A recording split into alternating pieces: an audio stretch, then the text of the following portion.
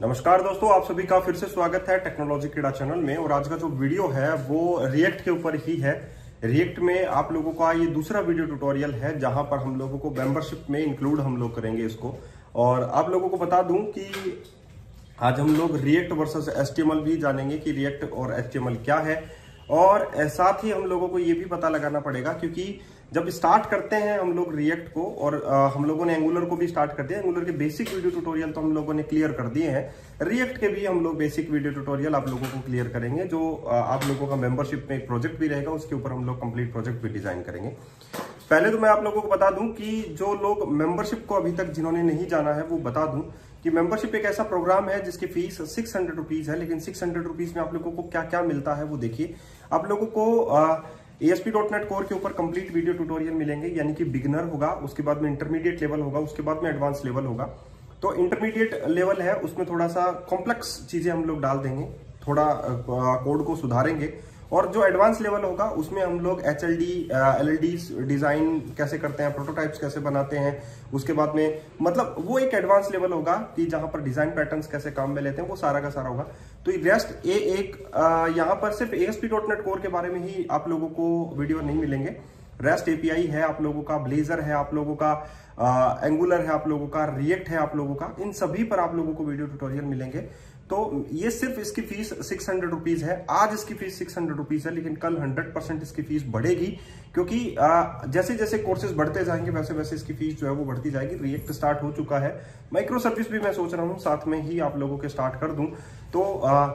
तो ये सारी चीजें जो हैं आप लोगों को बहुत कुछ सिखाएंगी, और कैसे इन चीजों को हम लोगों को यूज करना है वो मैं आप लोगों को बताऊंगा। तो एक कंप्लीट फुल स्टैक डेवलपमेंट है, और इस फुल स्टैक डेवलपमेंट में आप लोग रिएक्ट भी सीख रहे हैं, साथ में एंगुलर भी सीख रहे हैं, साथ में ब्लेजर भी सीख रहे हैं। ब्लेजर का कोर्स एक प्रोजेक्ट के साथ मैंने फिनिश कर दिया है।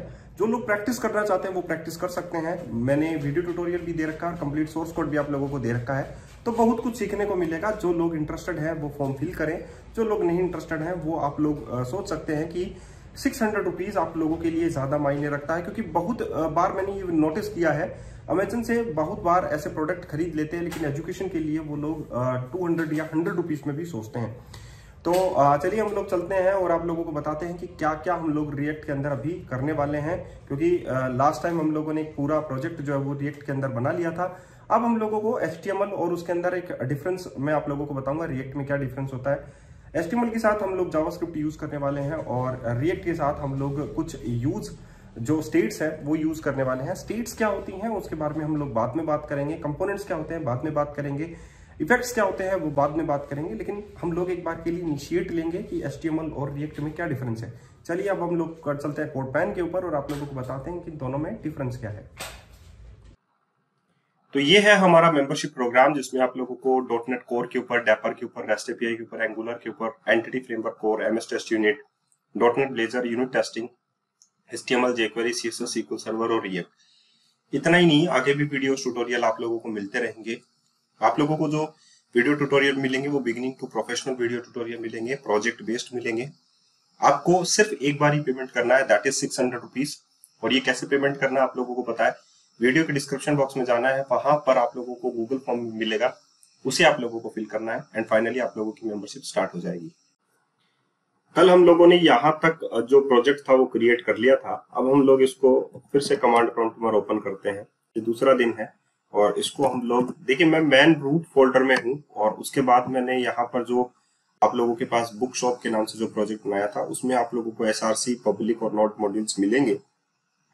ठीक है, उसके अंदर हम लोगों ने कोड स्पेस डॉट किया है ताकि मैं इसको विजुअल स्टूडियो कोड के अंदर इस प्रोजेक्ट को ओपन कर सकूं यहाँ पर। ठीक है, और अगर आप लोगों को यहाँ से इस प्रोजेक्ट को रन करना है तो npm स्टार्ट आप लोगों को लिखना होगा। तो मैं यहाँ पर लिख देता हूँ Ctrl+T, और यहाँ पर मैं लिखूंगा, जस्ट इस प्रोजेक्ट के रूट फोल्डर में हूँ मैं, npm यानी कि नोड पैकेज मैनेजर, और उसमें मैं लिख देता हूँ स्टार्ट।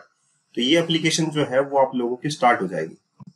ठीक है, थोड़ा सा वेट करते हैं, उसके बाद में हम लोग इसका डायरेक्टरी स्ट्रक्चर भी देखेंगे। देखिए यहाँ पर ये स्टार्ट होना स्टार्ट हो गई है। अगर हम लोग देखें तो इसका सबसे पहले SRC फोल्डर के अंदर जाते हैं, that is the source file, और इस फाइल में 1 बाय 1 फाइलों को पढ़ेंगे। यहाँ पर आप लोगों के पास यहाँ पर आती है app.tsx फाइल। ठीक है, app.test.tsx ये टेस्टिंग पर्पज के लिए, ये आप लोगों की मैन कंपोनेंट फाइल है। जो टाइप स्क्रिप्ट फाइल है ये उसकी CSS फाइल है, जैसा कि आप लोगों के पास उसमें भी आता है, एंगुलर में भी आता है कंपोनेंट, ऐप कंपोनेंट, और वो आप लोगों का डिफॉल्ट कंपोनेंट होता है। तो यहाँ पर ये आप लोगों का मेन कंपोनेंट है TSX फाइल, और अभी जब ये रन हो जाता है तब मैं आप लोगों को दिखाऊंगा कि यही जो है आप लोगों के पास वहां पर शो होता है उसके अंदर, ठीक है। और उसके बाद में हम लोगों के पास अगर आप लोग देखना चाहें तो ये पूरा आप लोग देख सकते हैं, एक्सपोर्ट डिफॉल्ट ऐप एक्सपोर्ट की गई है डिफॉल्ट ऐप को, और ये फंक्शन व्यू इसका आप लोगों के पास है, क्लास व्यू भी होता है, फंक्शन व्यू भी होता है, आप लोगों को पता है। अगर आप लोगों ने मेरे पुराने वाले बेसिक ट्यूटोरियल देखे होंगे तो उसमें आप लोगों को समझ में आ जाएगा। ये लोकल होस्ट 300 के ऊपर यहाँ पर रन हो रहा है, ठीक है। इतनी बात आप लोगों को पहले भी समझाई गई थी, अभी भी समझाई गई है, और ये रन हो चुका है। अब अगर हम लोगों को हॉट रिलोड इसमें फीचर ऐड करनी है, मतलब रन टाइम पे कंपाइलेशन करना है, तो मान लीजिए मैं यहाँ से ये पैराग्राफ हटा देता हूँ, Ctrl+X, और इसको सेव कर देता हूँ। जैसे मैं इसको सेव करता हूँ तो यहाँ पर ये कंपोनेंट जो है, जो आप लोगों के पास है, उसमें हॉट रिलोड की फीचर आप लोगों को मिल गई, ये देखिए हट गया, राइट। तो इसको हम लोग कहते हैं हॉट रिलोड की फीचर। और यहाँ पर दोबारा ऐड कर देता हूँ, फिर से सेव कर देता हूँ, इसको दोबारा से मैंने सेव किया, तो कुछ देर बाद ये ऑटोमेटिकली यहाँ पर फिर से लग जाएगा। तो that is the hot reload feature. अब जैसा कि मैं आप लोगों को बोलना चाहता हूँ कि कंपोनेंट हम लोग ऐड करते हैं, that is the app component, react component for Chrome. तो मुझे क्रोम जो है वो अच्छा लगता है, तो मैं यहाँ पर क्रोम को इंस्टॉल करूंगा और इसको मैं यहाँ पर क्रोम में देखूंगा, ठीक है, क्योंकि मैंने कंपोनेंट जो है वो क्रोम के लिए स्टार्ट कर रखा है, ठीक है। तो इंस्टॉल करते हैं रिएक्ट डेवलपर टूल एक्सटेंशन को, रिएक्ट डेवलपर टूल, और यहाँ पर आप लोगों के पास react developer tools extension for the chrome आप लोगों के पास आता है, chrome.google.com, और यहाँ पर रिएक्ट डेवलपर टूल का यहाँ पर देखिए ऑलरेडी मैंने इंस्टॉल कर रखा है, रिमूव फ्रॉम द क्रोम आप लोग ये इंस्टॉल कर सकते हैं, जहां पर हम लोग प्रॉप्स वगैरह चेक कर सकते हैं।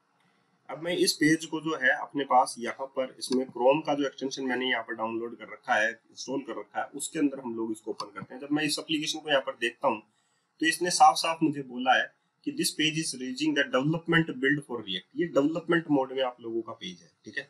अगर मैं यहाँ पर कोई अदर एप्लीकेशन देखूँ, जैसे मान लीजिए मैंने गूगल में ही रन कर लिया और यहाँ पर इस पेज को मैं देखता हूँ, तो रिएक्ट टूल, तो this page does not appear to be using React, ये रिएक्ट से यूज नहीं किया गया कंपोनेंट है, इस पर कोई भी ऐसी बात नहीं है, ठीक है।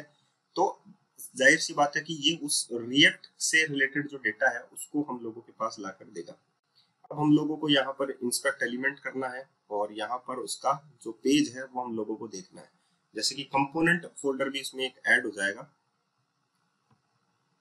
यहाँ पर देखिए ये कंपोनेंट आप लोगों के नाम से ऐड हो चुका है, राइट।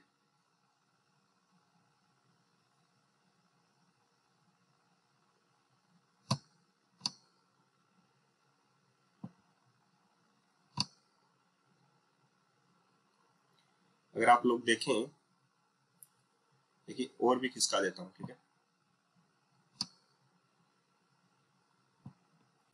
तो इसका ये जो व्यू है, इसका देखने के बजाय हम लोग यहाँ पर 3 डॉट में ये जो सेटिंग्स है इसके जस्ट बाद में यहाँ पर टैब्स आते हैं, तो हम लोग इस जो ये जो हमारा जो इंस्पेक्ट एलिमेंट वाला कोड है इसको हम लोग यहाँ पर नीचे टैप कर लेते हैं, जस्ट यहाँ पर आ जाएगा, तो ये कंप्लीटली उस चीज को शो करेगा। अब मैं यहाँ पर कंपोनेंट पर क्लिक करता हूँ, तो अगर आप लोग देखें तो यहाँ पर ऐप कंपोनेंट आ रहा है बाय डिफॉल्ट। ये जो कंपोनेंट है दैट इज कंपोनेंट, और इसमें हमारे पास क्या क्या चीजें आई हैं वो हमारे पास यहाँ पर राइट साइड में हमारे पास आ जाएंगी। अब मैं आप लोगों को बताता हूँ कि कोई भी कंपोनेंट है वो क्या एक्सेस करेगा, क्या रिसीव करेगा, दैट इज प्रॉपर्टीज। जो प्रॉप्स है वो कंपोनेंट रिसीव करेगा, तो यहाँ पर आप लोगों के पास कोई भी एम्प्टी स्ट्रिंग है तो यहाँ पर हम लोग लिख देते हैं मैन कंपोनेंट, राइट। मान लीजिए मैंने मैन कंपोनेंट लिख दिया, तो इसका जो असर है वो अभी तक आप लोगों को देखने को नहीं मिला, लेकिन अभी आप लोगों को जब मैं प्रॉपर्टीज के बारे में बात करूंगा तो मैं इन चीजों पर भी फोकस करूंगा कि ये चीजें क्या है, ठीक है। अब हम लोगों को क्या करना है, हम लोगों को एक्चुअली में जावास्क्रिप्ट का भी थोड़ा बहुत नॉलेज होना चाहिए। तो उसके लिए जो सेशन है वो इसी में ही काउंट कर दूंगा मैं, जितना आप लोगों को चाहिए। जैसे कि आप लोगों के पास वेरिएबल क्या होता है, वार जो कीवर्ड होता है, लेट जो कीवर्ड होता है, कांस्टेंट क्या होता है, इन सभी में मैं आप लोगों को डिफरेंस बताऊंगा, ठीक है। रेंडर फंक्शन कौन सा होता है, कैसे हम लोग रेंडर फंक्शंस को यूज करें, कैसे ऑब्जेक्ट बनाएं, ये सारी चीजें जो है वो मैं यहाँ पर आप लोगों को क्लियर करूंगा। लेकिन एक बार के लिए आप लोगों को कुछ डिफरेंस जो है वो समझ में आना चाहिए। तो पहले तो हम लोगों को कंपोनेंट के बारे में जानना पड़ेगा कि एक्चुअली में यहाँ पर हम लोग जो पढ़ रहे हैं दैट इज रिएक्ट पढ़ रहे हैं, वो HTML से कैसे डिफरेंट है। तो HTML और रिएक्ट में हम लोगों को एक छोटा सा एग्जांपल मैं आप लोगों को बताना चाहूंगा कि यहाँ पर HTML और रिएक्ट में एक डिफरेंस है। यहाँ पर जैसे कि मान लीजिए मैं कोई भी कंपोनेंट डिजाइन करता हूँ, ठीक है, तो वो एक तो होता है सिंपल HTML और मैं जावास्क्रिप्ट के साथ उस चीज को कर देता हूँ, है ना। तो जैसे कि यहाँ पर मैं पब्लिक फोल्डर ओपन करता हूँ, index.html ओपन करता हूँ, तो ये जो डायरेक्टरी स्ट्रक्चर के बारे में बात करेंगे, यहाँ पर आप लोग देख सकते हैं सिंपल HTML का डायरेक्टरी स्ट्रक्चर आप लोग यहाँ पर नोटिस कर सकते हैं। यहाँ पर हम लोगों को एक सिंपल सी क्लॉक बनानी है, तो मैं यहाँ पे लिखूंगा division id equals to clock div, ठीक है। मान लीजिए मैंने यहाँ पर लिखा क्लॉक डिवीजन और इसके अंदर मैं एक जो है स्क्रिप्ट रन कर देता हूं और मैं उस स्क्रिप्ट के अंदर लिख देता हूं कि भाई यहाँ पर मेरे को क्या दिखना चाहिए, एक क्लॉक दिखना चाहिए। अब हम लोगों को यहाँ पर स्क्रिप्ट के अंदर क्या लिखना है, जैसे कि मैं लिखता हूँ कॉन्स्टेंट, ठीक है, कि कॉन्स्टेंट का मतलब है उसमें वैल्यू कभी भी चेंज नहीं होती है। तो कॉन्स्टेंट हम लोग यहाँ पर बनाते हैं और हम लोग यहाँ पर कॉन्स्टेंट लिखते हैं क्लॉक एलिमेंट। ये क्लॉक वाला एलिमेंट है तो उसको हम लोगों को गेट करना कैसे है, document dot gate element by ID, और उसमें हम लोगों को आईडी डालना है, दैट इज क्लॉक डिव, ठीक है। तो ये हम लोगों ने यहाँ पर डाल दिया क्लॉक डिव और उसके बाद में हम लोगों को यहाँ पर क्लॉक एलिमेंट मिला। उसके बाद में हम लोग यहाँ पर लिखते हैं कांस्टेंट और ये हमारा होगा मेन फंक्शन। जैसे मान लो मैंने यहाँ पर लिख दिया मेन फंक्शन और फंक्शन बनाते हैं यहाँ पर, दैट इज लैम्डा। लैम्डा ये होता है अपने पास लैम्डा फंक्शन, ठीक है। ये फंक्शन है, एक्चुअली में मेन फंक्शन ही है और इसकी डेफिनेशन हम लोग यहाँ पर लिखेंगे, ठीक है। तो जैसे कि मैंने यहाँ पर लिखा क्लॉक एलिमेंट, तो भाई क्लॉक एलिमेंट का जो इनर HTML है, ठीक है, डॉट इनर HTML, उसमें क्या होना चाहिए, उसमें होना चाहिए अपने पास, यहाँ पर हम लोग एपोस्ट्रोफ यूज करेंगे ताकि हम लोग नेक्स्ट लाइन पर भी लिख सकें। यहाँ पर हम लोग लिखेंगे H2 और उसमें हम लोग यहाँ पर लिखेंगे that is clock, running clock, ठीक है। और इसमें मैं यहाँ पर लिख देता हूँ H2। इसके बाद में हम लोगों के पास होना चाहिए एक इनपुट एलिमेंट, उसके बाद में हमारे पास होना चाहिए एक स्पैन एलिमेंट जिसमें हमारे पास क्लॉक जो है वो चलती भी हम लोगों को दिखाई दे। तो डॉलर साइन यूज करते हैं, कर्ली ब्रैकेट यूज करते हैं, न्यू डेट लिख देते हैं, ठीक है। और ये डेट का फंक्शन अपने पास जावास्क्रिप्ट के अंदर, मैं स्पैन टैग के अंदर इस चीज को डाल देता हूँ, ठीक है। तो यहाँ पर ये जो क्लॉक हमारे पास जो मेन फंक्शन है दैट इज मेन फंक्शन, उसको हम लोग सेट इंटरवल के अंदर अगर हम लोग डाल दें, जैसे कि मैंने लिखा सेट इंटरवल, और इंटरवल के अंदर हम लोगों को मेन फंक्शन डालना होता है और कब कॉल होना चाहिए, हर एक 1000 मिली सेकेंड के बाद में ये कॉल होना चाहिए। सिंपल सा मैंने यहाँ पर ये डाला है, तो हर एक 1000 मिली सेकेंड के बाद में ये मेन फंक्शन जो है वो कॉल हो जाएगा, ठीक है। कॉल होगा तो इसके अंदर हमारा इनर HTML हमेशा कॉल होगा। तो ये कंपोनेंट जो है इनर HTML ये हमेशा बदलता रहेगा हर एक सेकंड के बाद में, ठीक है। तो मैं इसको एक बार के लिए सेव कर देता हूँ। सेव करने के बाद हम लोग इसका आउटपुट जो है यहाँ पर हम लोग देख सकते हैं, राइट। अब हमारे पास यहाँ पर अगर आप लोग देखें तो यहाँ पर एक सिंपल सा है जिसमें मैं कुछ भी लिख नहीं पा रहा हूँ। ये देखिए कर्सर यहाँ पर गया इनपुट के बाद, लेकिन मैं इसमें कुछ लिखूंगा नहीं। देखिए लिखूंगा फिर हट जाएगा, क्योंकि हर एक मिनट के हर एक सेकंड के बाद में ये कॉल हो रहा है, क्योंकि ये वॉच जो है यहाँ पर चल रही है, हर एक सेकंड के बाद में ये जो डेट है वो अपडेट हो रही है, राइट। लेकिन भाई मैं इसमें तो लिख ही नहीं पा रहा कुछ भी। तो इसका मतलब ये है कि ये कंपोनेंट इस क्लॉक से कैसे डिफरेंट हो, कैसे अलग हो, और इसमें हम लोग ये चीजें लिखें, ठीक है। तो यहाँ पर ये सारी चीजें कैसे करें, राइट। इसका मतलब है कि इसको हम लोगों को, इस पार्ट को हम लोगों को अलग पार्ट कंसिडर करना होगा, राइट। तो आप लोगों ने देखा कि ये हमारे पास यहाँ पर अगर हमारे पास एक डिवीजन है और उस डिवीजन के अंदर अगर हम लोगों को क्लॉक डिस्प्ले करवानी है, साथ में हम लोगों के पास पूरा का पूरा कंपोनेंट है। जैसे कि मैंने यहाँ पर H2 टैग लिया है, इनपुट टैग लिया है और स्पैन टैग लिया है।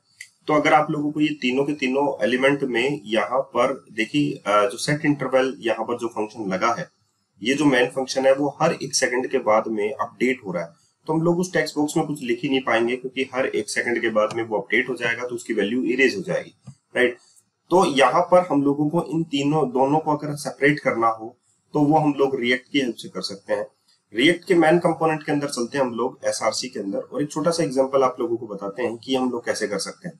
ठीक है, तो यहाँ पर जो डिवीजन है आप लोग देख रहे हैं कि यहाँ पर एक डिवीजन है जो मैन कंपोनेंट है, तो उस डिवीजन को मैं यहाँ से हटा देता हूँ, यहाँ पर मैं लिख देता हूँ डिव।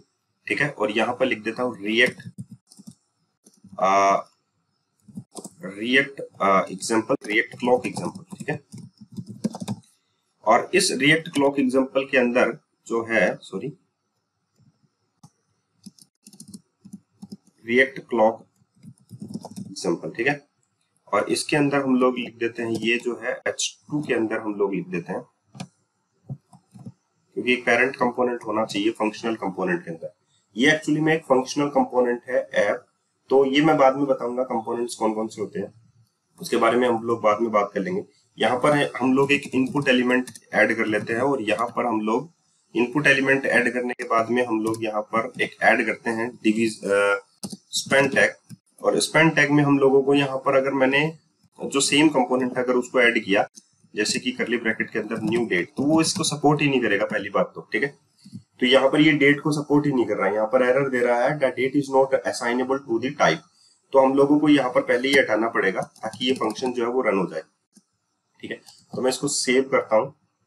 सेव करने के बाद हम लोग इसका आउटपुट देखते हैं, तो यहाँ पर आ गया रिएक्ट क्लॉक एग्जाम्पल, राइट, और यहाँ पर है रनिंग क्लॉक जो जावास्क्रिप्ट का है, लेकिन हम लोग यहाँ पर कुछ लिख नहीं पाएंगे क्योंकि वो हर एक के बाद में अपडेट होगा। अब हम लोगों को यहाँ पर कुछ लिखना है तो हम लोग लिख सकते हैं, साथ में हम लोगों को क्लॉक भी दिखाना है, जो क्लॉक मुझे उस पर दिखाना है। Got it. अभी हम लोग यहाँ पर चलते हैं और यहाँ पर बनाते हैं स्टेट्स। स्टेट्स क्या होता है वो मैं आप लोगों को बात पूरा का पूरा डिटेल में समझाऊंगा, और अगर आप लोगों को जानना है तो एक दो वीडियो मैंने बना भी रखा है, उस पर भी आप लोग चेक कर सकते हैं। ठीक है, अब मैं यहाँ पर बना रहा हूँ कॉन्स्टेंट, और यहाँ पर दो जो है कॉन्स्टेंट के अंदर हम लोग बनाते हैं, एक वो जिसके अंदर हम लोगों को डेट डिस्प्ले करना है, और एक वो जो चेंज होगा डेट, राइट, डेट डिस्प्ले। यहाँ पर हम लोग एक फंक्शन एक वेरिएबल बनाते हैं डेट डिस्प्ले, और एक ये होता है चेंज डेट या अपडेट, है ना। तो हम लोग यहाँ पर देखते हैं चेंज्ड डेट डिस्प्ले, राइट। ये दो जो वेरिएबल है मैंने कांस्टेंट के अंदर बनाए हैं, और इसके अंदर हम लोग यूज करेंगे यूज स्टेट। यूज स्टेट जो है ऑटोमेटिकली आप लोगों के रिएक्ट कंपोनेंट के अंदर आ जाता है, और ये जो यूज स्टेट है वो किस में वैल्यू असाइन करेगा, इस डेट डिस्प्ले के अंदर जो है वो असाइन करेगा। तो यहाँ पर मैं लिख सकता हूँ न्यू डेट, ठीक है, और मैंने यहाँ पर लिख दिया यूज डेट। तो मैं अब इसको डेट डिस्प्ले को यूज कर सकता हूँ, क्योंकि इसके अंदर जो वैल्यू है वो न्यू डेट की आ चुकी है। तो अब मैं यहाँ पर यूज कर सकता हूँ $, और यहाँ पर है date display dot to string.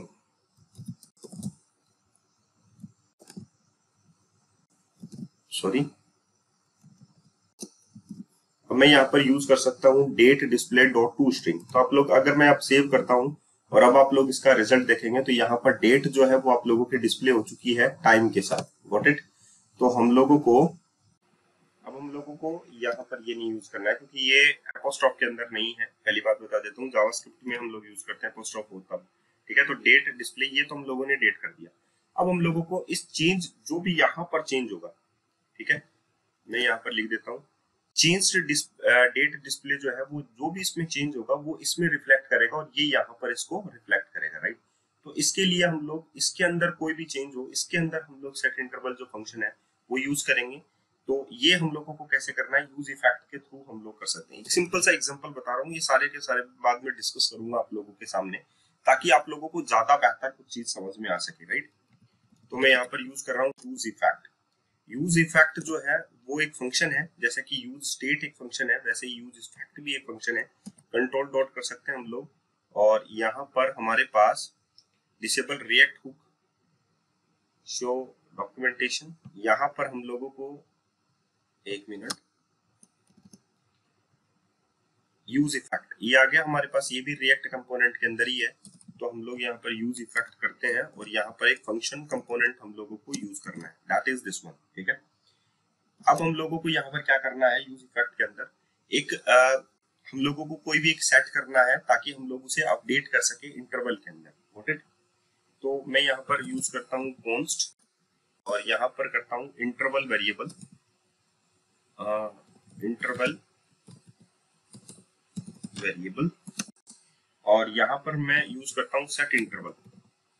ठीक है, सेट इंटरवल के अंदर हम लोग क्या देते हैं, सिंपल सा एक फंक्शन होता है और एक होता है हमारे पास कितने मिली सेकंड के बाद में ये फंक्शन जो है ऑटोमेटिकली हमारे पास एग्जीक्यूट होगा। तो यही फंक्शन जो है यहाँ पर एग्जीक्यूट होगा, और यहाँ पर हम लोगों ने फंक्शन जो लैम्डा फंक्शन है वो हम लोगों ने यूज किया है। ठीक है, और ये फंक्शन जो है हर एक कितने सेकंड के बाद में अपडेट होगा वो हम लोग यहाँ पर उसको डिस्क्राइब करते हैं। राइट, तो हम लोग यहाँ पर लिख देते हैं कि 1000 के साथ जो है वो हमारा अपडेट हो ये फंक्शन सेट इंटरवल जो है। राइट, जो यहाँ पर हम लोग लिखेंगे वो एक फंक्शन ही होगा। राइट, और वो फंक्शन नेम हमारे पास है चेंज डेट डिस्प्ले। राइट, उसके अंदर हमारे पास डेट आनी चाहिए, तो हम लोगों ने ये नाम लिखा और उसके अंदर मैंने लिख दिया न्यू डेट। तो ये क्या होगा कि ये हर एक 1000 के बाद ये कॉल होगा, उसमें डेट आएगी। ठीक है, और ये सिर्फ कॉल होगा चेंज डेट डिस्प्ले, तो ये कॉल होगा राइट हर एक 1000 के बाद, और ये किसको अपडेट करेगा, डेट डिस्प्ले को, जो कि यहाँ पर डेट डिस्प्ले की गई है। राइट, तो ये बात आप लोगों को समझ में आ गई। तो यहाँ पर हम लोगों ने इंटरवल जो है उसको काम में अभी नहीं लिया है, तभी ये जो है इसको एरर दिखा रहा है। तो अभी हम लोग यहाँ पर जो है इसको अपडेट करेंगे, तो हम लोग इसको क्या कर देते हैं, रिटर्न कर देते हैं एक सिंपल सा फंक्शन ही, क्योंकि यूज इफेक्ट भी एक फंक्शन है और यहाँ से यहाँ तक जो है वो इसका स्कोप है, और यहाँ पर भी ये रिटर्न करेगा। तो यहाँ पर हम लोग इसको रिटर्न कर देते हैं, और रिटर्निंग के टाइम हम लोग क्या कर देते हैं, इसको क्लियर कर देते हैं। Got it? तो हम लोग यहाँ पर लिखेंगे क्लियर इंटरवल, क्लियर इंटरवल, और क्लियर इंटरवल लिखने के बाद में हम लोगों को यहाँ पर करना है इस फंक्शन का name, that is interval variable. Got it? तो क्लियर इंटरवल जैसे ही कॉल किया मैंने, ये इंटरवल जो है जो यहाँ पर इसका रिटर्न टाइप था, जो हर बार इसको कॉल कर रहा है, ये इसको कॉल करेगा। मैं इसको सेव कर देता हूँ। जैसे अब मैं सेव कर रहा हूँ तो यहाँ पर आप लोग देख सकते हैं यूज इफेक्ट जो वेरिएबल, यूज इफेक्ट जो फंक्शन मेथड है यहाँ पर, तो वो क्या काम करेगा, वो हर एक 1000 के बाद में इसको कॉल करना स्टार्ट करेगा, और ये हमेशा अपडेटेड आप लोगों को मिलेगी।